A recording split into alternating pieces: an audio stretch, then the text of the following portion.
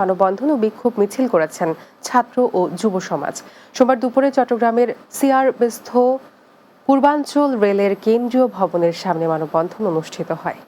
এ সময় বক্তারা রেলওয়ে পূর্বাঞ্চলে ফ্যাসিবাদের দোসর দিয়ে অবৈধভাবে গঠিত কন্ট্রাক্টর অ্যাসোসিয়েশনের কমিটি বাতিলের দাবি জানায়।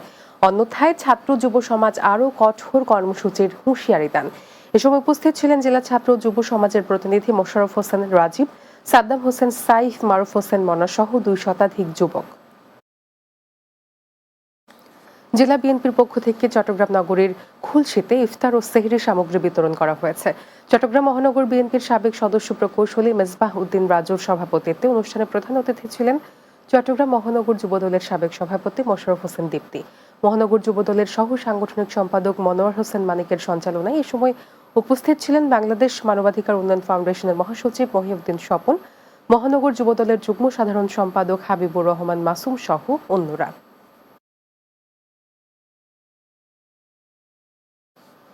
চট্টগ্রামের বোয়ালখালীতে হযরত শাহ সুফি পেতন আউলিয়া রহমতুল্লাহ এর বার্ষিক ওরস শরীফ ও ফাতেহা অনুষ্ঠিত হয়েছে। পৌরসভার 9 নম্বর ওয়ার্ড পশ্চিম গোমদণ্ডী চান্দার পাড়ায় এসব কর্মসূচি পালিত হয়। এতে দিনব্যাপী কর্মসূচিতে ছিল খতমে কোরআন, মিলাদ ও দোয়া মাহফিল।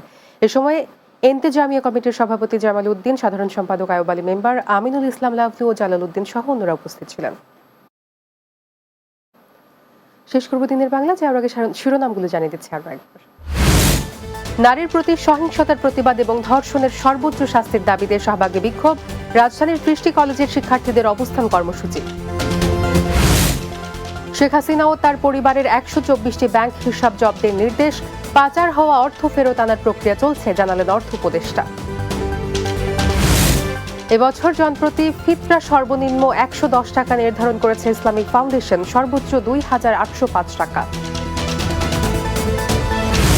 এবং সাভারের আমিন বাজারে পাওয়ার গ্রিড স্টেশনে আগুন লেগে বিদ্যুৎ সরবরাহ বিঘ্নিত, 2.5 ঘন্টা চেষ্টার পর স্বাভাবিক।